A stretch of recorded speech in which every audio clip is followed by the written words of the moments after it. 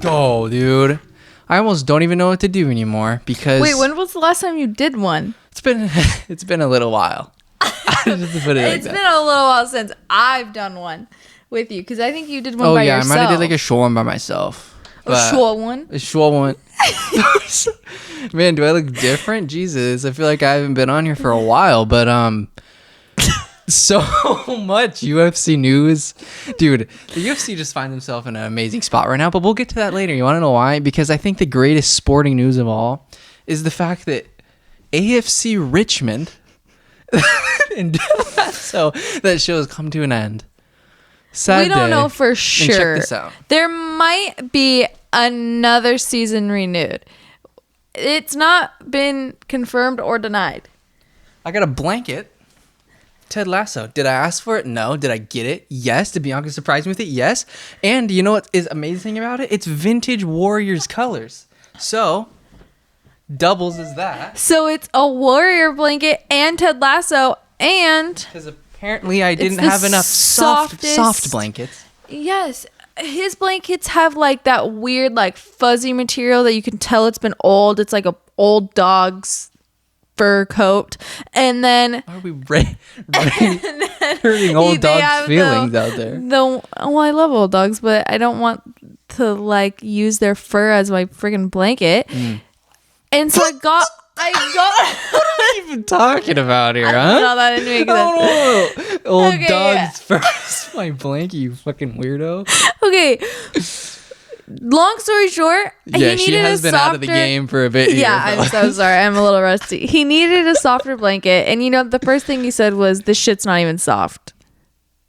No, it's like one of the softest blankets ever. One of the blankets I had, communication skills here, is was really soft, but now it's the old dogs got into it. Old dog fur feeling. You know, speaking of dogs though, there's a lot of dogs on these UFC cards, baby. I don't even know how I'm gonna. She gets pissed every time I start diving into the UFC because that's her key to know when the brick wall comes up, and she's just like out of the episode. No, we didn't give our what we're watching or what we watched recently. Yeah, so Apple TV has officially become the #1 hub for streaming service because Silo, Ted Lasso, Not like actually officially in the world, like just with him. Platonic is pretty good. Yeah. It's okay. But Ted Silo's really Lasso. good. Anything that's like apocalyptic. Kellan likes Stuff zombies. like that. Well, he's it's not a terrified. zombie show. No, I know, but you like apocalyptic, like zombie stuff. Still haven't dove into prehistoric world yet. Might want to get into that. Just because your boy here can name almost every dinosaur species back when he was like 7 years old. Like Only know the mains now. I was gonna say, what do you know now? You got the Stegosaurus, Tyrannosaurus, Triceratops. Okay, you know the names, but if I showed you a picture, would you know them? Huh? Like, you know the names of them, but if I showed you a picture, could you like Yes. tell me what they were? How do you think I remember all these UFC fighters? I associate faces with names. So if I didn't know, like, then if I wouldn't, I'm not good at like memorizing just like. The name, like you I have to have see to what know it what it looks like in order for it. But the Triceratops is easy. It has like 3 horns. And the Got it. one of the ones starts with a B. It's a long ass name, long neck one. The herbivores are really cute ones. I love them. They're my favorite ones. What like what do we even do? How do we even approach podcasts anymore? Like, I don't even know what to say, you know? Because we've got all this good content. I just don't know how to organize it because Kellan's been out of the game for a little bit. And I'm just trying to find a fun way to implement our co-host here so she doesn't... I don't mind if you don't implement me. I find my way to speak. Usually I throw you off topic, but it's still... Ultimate Fighter. What are we feeling? I didn't really watch a whole lot of that with you, that one episode, but it so far looks good. When I try to get in with her... She doesn't like... I was doing something else. When I try to get myself involved, like, here, babe, this is what I like to do, here, babe. That's what you say? Hey, babe. Yeah. Jack Black. And Later, then- babe. Inside joke with Jack Black. An inside joke. I've even seen School of Rock. No. Oh, my God. I just can't say anything at all. Ever. Okay. Okay, way to kill the mood. Let's get Can't believe I started. have to edit this and release it same day, baby. But let's start out with the card that is fucking tomorrow. Okay? There's only like a few things that we have to get on. So what I did do is in my opinion, the post I put on my Instagram account is worth more than 6 likes of Daniel WIllycat. I would agree. Okay? I put an effort into that, all right? But the dude was going to fight that next weekend, but then his fight fell through, and now he's on the Albazi versus Cara France card. And we've got our boy Daniel WIllycat Santos taking on, Johnny Munoz? Wait, where the fuck is it? Oh, God. Where is he? There he is. Danny Santos for Johnny Munoz. This, to me, there's like 3 or 4 fighters that I absolutely love on this card. And there's so many fights that fell through. Look at that list. We got 1, 2, 3, 4, 5, 6, 7, 8. For this card? Just this card alone. There's 8 that fell through. But this Saturday, after taking a week off, because I think the Durnhill, there was nothing last week. And I was going to do an episode earlier in the week, and I didn't get to it. Because Bianca kept canceling on me, but I can't keep using her as You did not. No, I always say like a day, and then you're like, let's just do it the next day. No, you and then told I'll be me like, all right, we're yesterday. gonna do it today. She's you like, told why don't we just do it Friday? Listen, you told me on Wednesday, can we do one Thursday? And I said, I have a lot of homework. Let's just do one Friday, like early afternoon. And that's what we're doing. Easy, girl. Kellan's laptop is going crazy. I gotta close Photoshop here. That's probably why, huh? Oh, snap. What do you mean, oh, snap? I've never seen that alert in my life. Reload that page. Come on. There we go. Yeah, just gotta quit all these. What are you saying? Keep talking. Oh, Fill in the dead space, please. Well, the dead space is now gone because it's fine. Well, there's no dead space anymore because you can just hear my computer about to explode. All right, go. What I was saying was done. You can talk now. Oh, good. He's so rude to me, guys. Daniel WIllycat Santos, baby. Most exciting bantamweight on planet Earth, and that is like my favorite. I think. Well, we got a few, but just looking at this card alone, this Johnny Munoz card, I know that Johnny Munoz, he's a good kind of well-rounded fighter. I think he likes to wrestle a little bit, but I think that the star in the making is our boy WIllycat. Just because no matter how many times Johnny's going to tag him, no matter how many takedown attempts that Johnny attempts, Daniel's getting back up to his feet, and he's going to land exotic WIllycat-like shots, dude.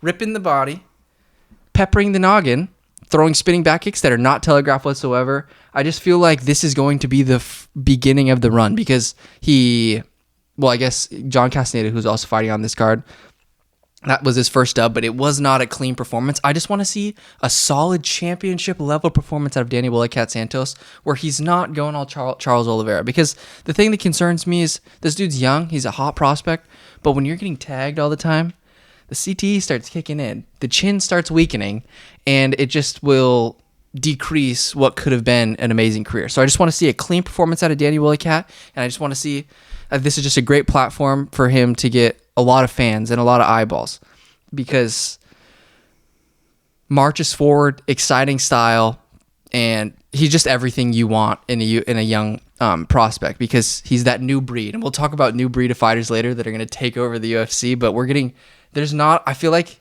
the good fighters that everybody's rallying behind are dudes that can do everything. Even the guys that can take you down, they still have like good stand-up game, you know. They just choose to take it there, but like everybody just likes people that are good at what they do but also are exciting what they do. Like Jonathan Almeida, we'll get to him maybe in a little bit later, but he just has a anomaly of a style because I feel like so many people, especially with the Russian fighters, they get bored because they're like, oh, you're just taking down, grabbing your legs. But with a guy like Jonathan Almeida, he'll take you down, but then he's constantly throwing shots at you or he's trying to set up a submission. I feel like with some of those Russian guys, they just try to drag you out 25 fucking minutes and try to just demoralize you instead of trying to get that first round finish. Because I feel like when I'm watching Islam fight, there's so many times where it seems like he could just sink in a rear naked choke or something or a guillotine and he doesn't and he just wants to get to the next round, which is confusing to me. I don't understand why, but That doesn't even, that's completely besides the point. Daniel WIllycat is the man that we have to watch on this fight card. We got Jamie Malarkey, obviously. Luan with Lacerda versus Damon Blackshear. Fucking tough ass fighter. His fight against Fareed Basharat, he gave Fareed some problems, had him in a submission at the end there that was a little bit sketchy. But Lacerda, we saw him earlier in the year. But Malarkey's fight with Guram, I think, fell out, which fucking sucks because that would have been an amazing little clash, and it fell through. But Guram just can't stay healthy. He can't get to his fights. It's so goddamn annoying. But Zaleski dos Santos is back, and now this is what we got going on. The main card, it's fine, but I think that the prospect that we must watch on the women's side. All right, we got the men and Danny WIllycat Santos, and we got another Brazilian named Karine Silva. And there's just something about Silva because Natalia Silva, who we'll talk about a little bit later, she's amazing. But Karine Silva, almost like a bigger version of her. Shots kind of like a little bit. She's not as dynamic. She has a better ground game for sure, but she's just big and physically imposing. And I think that when her shots land, she has more power than Natalia Silva. But Karine Silva versus Ketlen Souza. I think Ketlen Souza, this is her UFC debut coming from Invicta. This is not the fight that you want to take. And I also think that with Natalia Silva, bro, the girl that they had her fight, Dana White needed to compensate her severely because the beating that this girl took like 2 weeks ago against Natalia Silva was like, really? Who in their right? Like, it was almost like watching an amateur go up against a world champion mixed martial artist. Like, it wasn't. It was like whoever made this fight. I mean, like, we got to know based on the last two fights, dude. Like, exactly. Yeah. It's like, who did this girl make mad at the UFC headquarters, she dude? pissed someone up. Yeah. Okay, but yeah, Karine Silva, Danny WIllycat Santos. Those are the main ones from that card. All right, and obviously Jamie Malarkey, but that's what I wanted to highlight. We know that France versus Albazi is probably going to be pretty good, but WIllycat, we got to do a pod every time WIllycat's fighting because must watch TV every single time. All right, what do we have on the docket for what I want to talk about? Take a look. I came up with all right, I guess, dude, the amount of sick fights that are coming up. All right, Bianca, let me read these to you. Okay, let's hear it. We got, oh my god. Okay, so up on June 24th, we got Emmett versus Taporia, Ilya Topuria. Yeah. Oh my god. He's like your favorite. The greatest of all time. All right, but we won't spend too much time on that. We'll bump into the future a little bit here. Soriano's fighting. Yeah, Punahele, baby. Okay, but we'll get to UFC 290.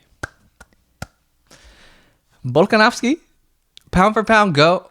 In my opinion, just because I'm saying that, you want to know why? Because I hate John Jones. Also, anybody watching this, if you like John Jones, bro, I don't know if we can be friends because I don't get how you like him. Alexander Volkanovski, pound for pound, number one, and he's fighting Mexican.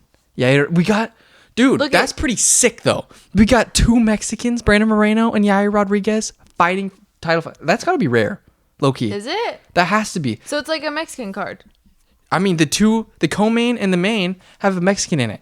That's pretty sick. And they're fighting for titles. I feel like that's happened before, though. There was one time where there was like 3 people representing Mexico. Fighting for titles, though?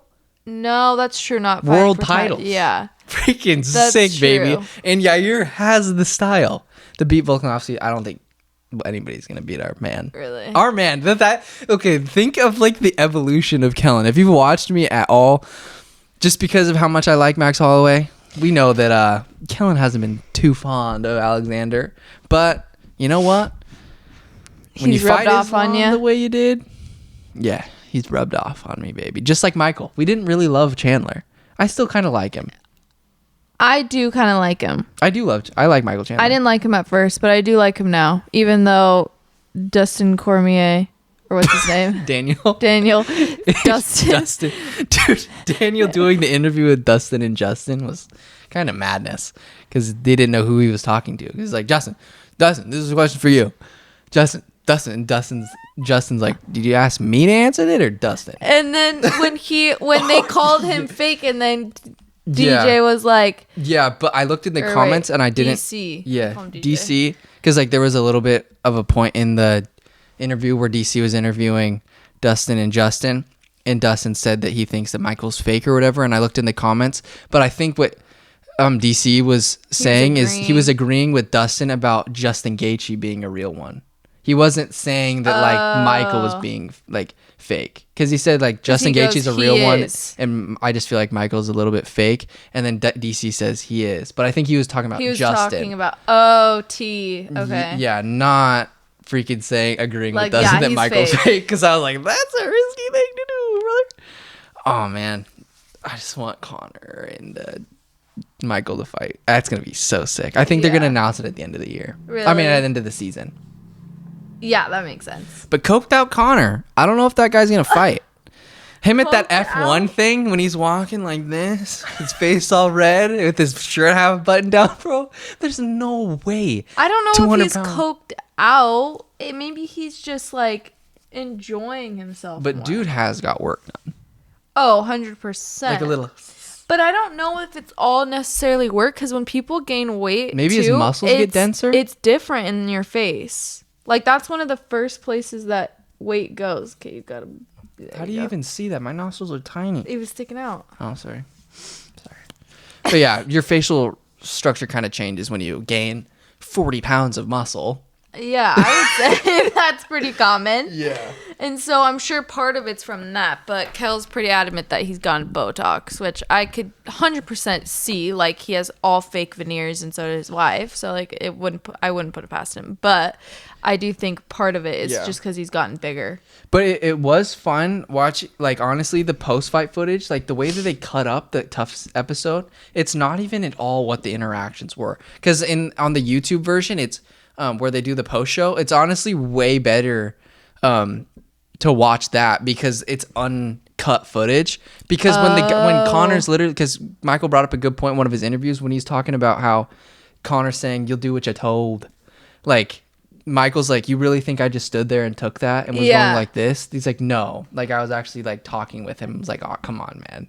But you actually saw that in the YouTube videos, which was so much more fun, because you just got to really feel like how awkward it was, because they were chilling there by themselves with cameras waiting for Dana for like 30 minutes. So awkward. I was thinking that too, like how awkward that would be, because they're purposely making it uncomfy and putting Dana should have just them on in there. 100%. Yeah, they totally do that on purpose to try to get good TV. Yeah, because they know something's gonna happen. But do his accent again. To do what you're told. I don't know. I can't really do Irish that well. No, you imitating do. Conor is hard. Like, the people that do it, it's impressive. But what was I gonna say? Is that like, the whole entire those scenes were just so much more fun. I just like it when you get to see the actual banter, not making Conor look good, or like not making him look super witty. Because everybody in the comments is like, that's like vintage Conor comeback. And like making Chandler look like he's at a loss for words when he's not. Like, Michael's just as good with words and post fight press conferences as Conor. He's quick. Yeah. But yeah, that fight's gonna be absolutely madness, and I think that Michael's team is gonna kick some ass, just because I think Michael's more dedicated. Just Conor showing up late to weigh-ins and stuff. I don't know. It's just tough when you get Conor McGregor, because he's got so much other shit going on. Because he has such a big head too about it, like that he knows that, like, regardless, he can come late. Like, it's not gonna penalize him, or hurt him. So I feel like you said, Michael is definitely more dedicated in the way of like actually taking it seriously. No. Yeah, and the concept of the vets versus the prospects. I don't love it. Do you love it? You got Nate Jennerman fighting Roosevelt Roberts, the second coming of him. This is like the motivated version. This isn't the dude that was texting Michael Bisping saying, "I'm going to submit Kevin Kroom or knock him out in the first round." This is the re-emerged fire under his ass Roosevelt Roberts, who's going up against a guy that's never fought in the UFC before. So you don't like it either very much? I just don't think it's fair. When I look at the 155-pound prospects, they're going to dismantle. It would be different if the whole season was vets. Like, that would be cool. But the fact that they're mixing vets with prospect doesn't make any sense. I don't know. We obviously don't know what happens. But when we have Timur Valiev fighting, who beat Johnny Barcelos, who is one of the better bantamweights who has ever fought, like in the UFC, like right now, even though he just lost to Umar Nurmagomedov, but he's such a good fighter. Timur Valiev, if you get a dude that's never fought in the UFC before, a prospect that has maybe 8 fights, this dude Valiev like trains. I think he's like friends with Islam Makhachev, and he's fought in the UFC before. Like he has had some serious wars. Like that's not fair. No, it's not fair. And the whole point I feel like is to like get the vets to like prove how much they want it, but then also get the prospects to like prove themselves to be better than the vets. But it's like that doesn't need to be them fighting each other. It could be them doing it within the prospects fighting and the vets fighting. But I don't think they should be competing. I don't think it should be divided. Also, Hunter Azure. I think he got released, but like one of his only losses in the UFC was to Jack Shore, who just kicked the shit out of Makwan Amirkhani. Like Jack Shore, he's one of the better grappling dudes in bantamweight and now at 145, and he's an insane striker. So I mean, like some of these dudes that got cut, it's like, okay, they got cut because what? They lost to a really good guy, and Dana probably didn't love their style. It's like, okay, you can't judge all these dudes off one fight, especially when they're everybody in the UFC, especially now. It's getting really it's getting to the point where there's not a lot of super boring fights anymore, especially like in the men's divisions, dude. I agree. So, I don't know. It's gonna be an interesting thing, but I just think that the post shows are a lot more fun to watch, just because I hate seeing all the cut up. But I knew something was off from the beginning because I'm like, they're going a really long way into this, so the fight must be really short, because like how they'll like cut it like halfway through, especially for longer fights. If the fight's long. Oh yeah, I didn't even think about that. They have to make up for all that time, right? But back to like stuff that's coming down. We got Whitaker Whitaker's fighting Dricus. Dricus is finally going to lose a fight, which is gonna make Izzy mad. But Jalen Turner, Dan Hooker, Bo Nickel, Tresean Gore. Tresean, bless up. Dang, he's gonna fight Bo Nickel. Yay. The thing I do like about that fight though is Bo Nickel versus Tresean Gore is like Tresean Gore is to the point where, okay, I don't know, like Tresean, he's got some thunder in his fists, and who knows if he stuffs a takedown, Bo Nickel gets tired. We've never seen Bo Nickel under any adversity. I just like the fights where there's unknowingness, like with the Christian Rodriguez fight versus what's his face. I don't know. Raul Rosas. When I was watching Christian, I'm like, okay, he could give Raul some issues. But with Tresean, even though he has lost a couple times, I mean, who knows? If he lands one of those freaking rights, one of his hooks, Bo Nickel could go out cold. You never know. So I just like that unknowingness with Tresean Gore, where he's at that point where he's hungry and he's a good enough prospect and young enough to where he could give Bo Nickel issues. But a Jack Della versus Sean Brady's on this card. Oh my God. Howard Gee, really good on Jimmy Kerr rematch versus Alonzo. Petrino, biggest fucking quads in the UFC. Absolutely jacked. Christian Rodriguez versus Simon's on the card. Okay. Now we're at one of the segments. All right. Perfect little segue. We have two guys from Argentina who are going to take over the UFC lightweight division, and maybe not necessarily like take it over, but I just think that these dudes have the skill set of the future. All right, where we're gonna see more of these young guys that come into the UFC like this, and we have Francisco Prado. I wrote Martin Prado, who's like a Diamondbacks second baseman back like in the day, but it's Francisco Prado versus but Esteban Ribovics. Those two guys, all right. I went back and I saw that what like made me memorize this is I remember Esteban had to fight Lovik Rajabov or whatever, like earlier in the year, and now Rajabov is fighting Mateusz Rambeski, and that's gonna be a cracker. We'll maybe talk about that one in another episode. But Esteban Ribovics, all right.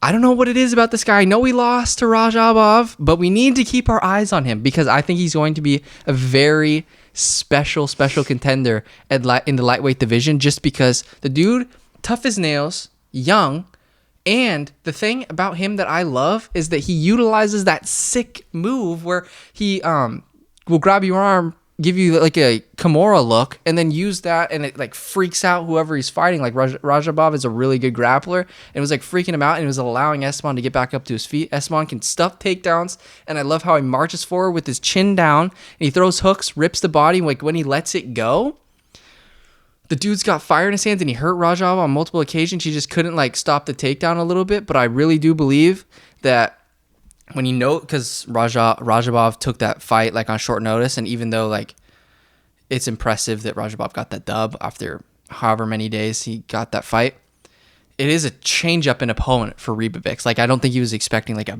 beast mode grappler at the time. I think he was preparing more for a striker. I'm not sure though, but I just think that when he gets that takedown defense a little bit, like when the guys are more fresh and he can stuff takedowns earlier in the fight, tire him out, and I just want to see him let his hands go more.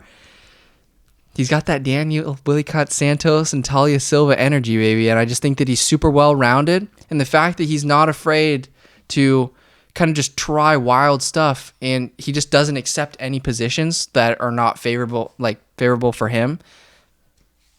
We got to keep our eyes on him. Like, even though he did lose, got that knockout power. And I think that this fight against Camuela Kirk, he could really, really kind of display all of his skills. I think it is at lightweight. I think Camuela he's coming up from 145, I believe. But this is gonna be a tough fight for Ribovics. He's thick, and I just really love how he pushes the pace. And when because like when you're making your UFC debut, you might not be all that comfortable, and especially having that one. Like having that 0 next to your name, like that's a lot of pressure, and having that he's not undefeated anymore. I bet he can just feel like he just go in there and display all of his skills. He doesn't have to fight tight. So Esteban, baby. But then Francisco, same kind of deal. He had to go and fight Jamie Mullarkey. Come on. Like that's a tough fight for your UFC debut when you're like my age. He's like 21 or 22. And I just really, they use that Kimura technique, and he's got really good head movement. And there was one sequence in that fight, like as I was watching that fight with Jamie Mullarkey, I was thinking, dude, okay, like Jamie Mullarkey has fought some absolute killers. Why isn't he getting this 22-year-old out of there? And it just seemed like while I was watching that entire fight, at the perspective, I want Jamie Mullarkey to win. So I was kind of just blocking out everything Prado was doing because I was just thinking like, okay, I want Jamie Mullarkey to get this dub. But then going back and watching that fight for a second time, I'm like, wow.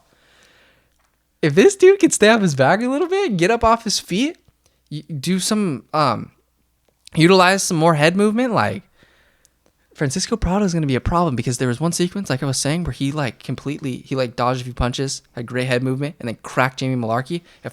If he continues to improve, like at the rate he's going to be like a Song Yadonger, where he's going to be fighting for like #1 contender fights before he's hitting the age of 30, which is super impressive. So I'm hopefully that UFC doesn't cut him or anything, or make him go on a developmental contract, because I think that he's going to be really good. But Argentina kind of on the way up. Love Santiago Ponzinibbio. Sucks that he had to lose to Kevin Holland, but that's just the way the cookie crumbles, But I'm really excited about these young guys, and I think that they're a great representation of like what the UFC is going to be in the future. Just really well-rounded guys that not necessarily have like a set in stone skill set that they just are mixed martial artists. But that I really want to talk about them because I love Ribovics, and I think he's going to be a big deal in the future. Same with Prado. But we already talked about Karine Silva and WIllycat Santos. Let's go back a little bit, all right? Because I have some very strong words to say, and I want to take credit because everybody knew Natalia Silva, but like I was making videos about her, like, and she's like a hot prospect right now. She is the person that everybody thinks is like the GOAT now, and we talked about her. We've talked about her for a while now. Like we've had faith, but most complete flyweight prospect, 110,000%. And I'm going to say this right now. I think that she's the best women's fighter on planet Earth right now. Whoa. I think that Natalia Silva is the best, most exciting women's fighter in the entire UFC, in the entire mixed martial arts community. Dang. Because watch out. I was watching her fight, dude. I was just thinking, this is the reason why people watch combat sports. It's to watch high level, fast twitch fighters that are absolutely crisp and know what the fuck they're doing in every aspect of the game. Like if someone shoots on Natalia Silva, she stuffs it. If she gets to the ground, she'll reverse it, get back up to her feet, and then start landing offense. The left side of her body, I'm telling you, is not from planet Earth. The freaking hook she throws. Why only the left? No, it's because I think she's an orthodox fighter, and she can split stances, obviously. But like, I just feel like it's really rare. Well, I mean, Justin Gaethje, like all these are trained freaking killers. Like obviously that they're good either way. But the way that she can just bam head kick, like that snap really sucked. But left hook and the equalness in power, it's just, and the combination she puts together, it's just so unbelievably quick and fast. You blink, and she's hit like 3 or 4 shots. You're on your back. Herb Dean's in there like, I've fucking seen enough, okay? Because these girls that they don't have the same skill set as Natalia Silva, and I don't know, man. There's zero reason why she should not be fighting the top people in the division. Let's go through the UFC flyweight rankings right now and just see. UFC flyweight is absolutely cracked out. But let's go through the women's flyweight division and just kind of take a little gander. Miranda Maverick, she kicks the shit out of Miranda Maverick, no doubt in my mind. This is like an extra cussing podcast. I like Miranda Maverick, all right? I'm fired up. Tracy Cortez, she would lose. Andrea Lee, I'm burning bridges right now because I like Natalia Silva so much. Casey O'Neill would get demolished. Macy Barber, demolished. Viviana Araujo would get demolished. Amanda Hebos, demolished. Jennifer Maya, demolished. Lauren Murphy, demolished. Caitlin Chukagian would get pieced. Jessica Andrade would be a little bit tougher. Aaron Blanchfield, I love Aaron Blanchfield. Tyler Santos, that's tough, bro. But I think that looking from anybody from basically like 5 down, it's fair game for Natalia Silva, baby. Most exciting flyweight prospect, most complete. And I really think that she gives everybody in the top 15, 1 to 15, some serious issues. I love Alexa Grasso, but watching her just strictly stand up, like if Alexa didn't change levels at all, I don't know.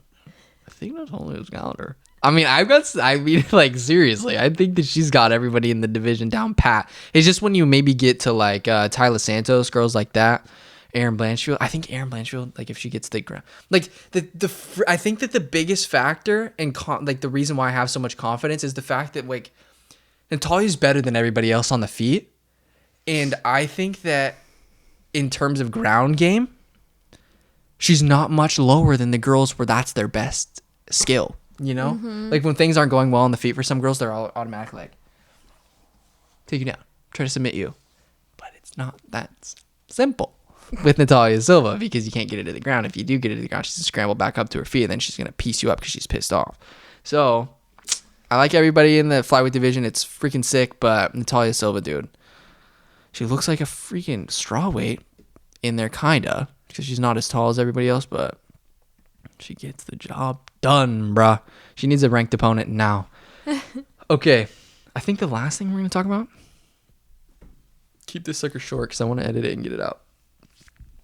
We got the Bonfim bros coming back. Who does Ishmael Bonfim follow? Because he follows so many people. You? Yeah. It's pretty sick, really? Though. It's pretty cool. On my personal account, though, I think. On my personal account. Not all game, no game. That's even sicker. Yeah. No, that's what I'm saying. Yeah, he just went through and followed people, but now Ishmael Bonfim and Gabriel Bonfim, they took over the UFC earlier in the year because they took... Do they still follow you? Are you sure he still follows? You know how they do that thing where they follow and then unfollow? Here, I can check. Let's look.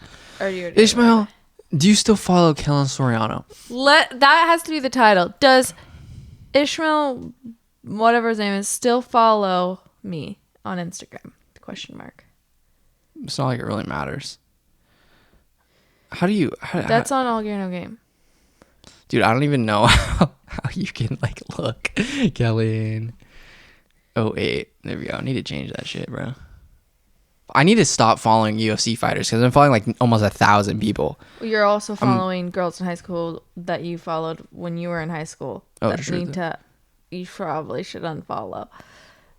That you don't know very well anymore. Jesus Christ. That sounded bad at first. You also follow girls in high school. Yeah, you're like calling me out for like nothing, Anna. No, I mean like there's so many people that don't follow you back and that's so rude. I'll just go through and find it later because Oh, you can't search it from there. no, because it's not my actual account. It's chilling. We're chilling. It's I chilling. think We're maybe vibing. I can. But I think that the main thing that I wanted to talk about though is Gabriel and Ishmael are How do you back. spell her name? Huh? His name? It's Maheta RMA. RMA? No, it's MARR. Oh wait, no. Yeah, that's pretty cool. Like one of my favorite fighters in the UFC for sure. That's sick that he follows you. Proof.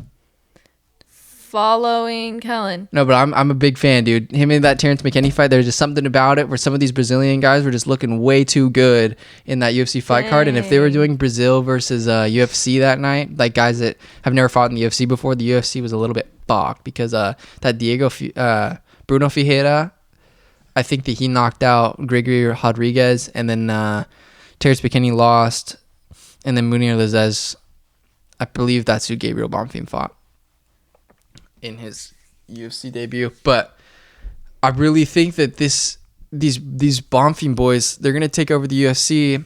I'm sad they're not fighting on the same card, but Gabriel Bonfim, he's got a tough test against Trevin Giles, but I think that he's going to, Trevin Giles, but I think that he's gonna get that dub just because I believe he's a better striker, and also if things aren't going necessarily right for him on the feet, he can pretty much take down anybody in the division. He's got slick submission skills and great grappling, and he just is a big, like kind of wiry, tall, strong looking guy. So Gabriel Bonfim is the man. But one sick ass fight that I absolutely love. I was sad because Vince Pichel, versus Benoit Saint-Denis, that fell through, and that would have been the sickest classic boxing poster because both of these cats have they look like bare knuckle boxers. That's cool. That's what you thought of though. So I wanted to make it. I wanted to make a poster. Benoit Saint-Denis versus Vince Pichel. Hopefully I'm saying his name right. Benoit is a cool name. Like, look at those guys look gosh. like they could be on a bare knuckle boxing Yes, poster. I love his mustache. Yeah, That's I know. Sick. But the fight fell through, and now Saint-Denis is going to be taking on Gabriel, which is going to be by far his toughest fight. Obviously that war that he had with Zaleski dos Santos back up at 170, but now he's at 155. He's got like a couple dubs now, and it's going to be fun because Benoit Saint-Denis has that dog in him, and Gabriel Ishmael's got that dog in him, and I think that they're going to start throwing down. But the thing that I'm really interested in is seeing Ishmael's ground game, just because Saint-Denis seems like he can get anybody on the ground. He's got that French Special Forces grinder in him where he's not going to stop. He's going to stay in your face all the time, and I think it could be kind of almost like it might be 15 minutes of absolute hell, to be honest, just because you're not getting a French Special Forces guy out of there, especially with the war he had up a weight division with the extremely skilled fighter in Zaleski dos Santos. So Benoit Saint-Denis, it's going to be fun. Saint-Denis can knock you out too if you're not careful. It's going to be a really tough fight for Maheta. I'm going to be cheering for both of them. It's going to suck that one of them has to lose, but I think it's a really good stylistic matchup for Saint-Denis just because I feel like he's super strong and almost can take down anybody he wants to, low-key. He's got really good grappling, can submit anybody. And so it's gonna be one of those kind of grinders. It might be the fight where I thought Kron Gracie, my parents didn't buy that pay-per-view or whatever, but I want to go back and watch Kron Gracie butt scoot around the octagon against Charles Air Jourdain. Pissed me off. I thought that was gonna be a good ass fight, but apparently Kron Gracie tried to go all jiu-jitsu style, and Charles beat him, but dude, fucking stupid. The Charles Jourdain, he's the man. But I am done talking about UFC. There's so much going down, and we'll actually try to be on it and make a video or a pod for the upcoming fight again, so then that way we can touch it on it again later. Yeah. But we have graduation in a couple weeks, so we've just been kind of busy, life. But this summer we'll be more consistent, right? Mm-hmm. And maybe interview some people, but like, Yeah. the more I think about it, it's like what, like why interview people? But like, it's cool, but I just feel like it's more bothersome to them. I don't know. I think it's cool. Like, what are they getting out of it? Like when you're talking to me. Some people just like to talk. Yeah, that's true. And also, you never know who's going to get big. Like, you could get big. Yeah, because that is the point of this podcast. I care more about people that aren't like big Yeah. than anything. Yeah. It just sucks that a lot of the people I like don't speak English. I know. That's the hardest part, I feel like, is translating stuff. That's like like my favorite. Some of my favorite fighters besides Javid Bashrat and Fareed, they don't speak English. Yeah, you're right. That's true. Brandon Moreno kind of speaks good English. I know, but he's the champion of the world. So you could say, "I've been a big fan of you." And My girlfriend's Mexican. My girlfriend's Mexican, and her stepdad's last name's Moreno, so that's cool. Facts. Yeah, you guys might be related. Honestly, Somewhere well, down the not line. me, but No, yeah, BJ. BJ. But okay, thank you guys, and yeah, we'll try to do these more consistently. But you know what happens when we say that. Bye. Catch you on the flip side. Bye.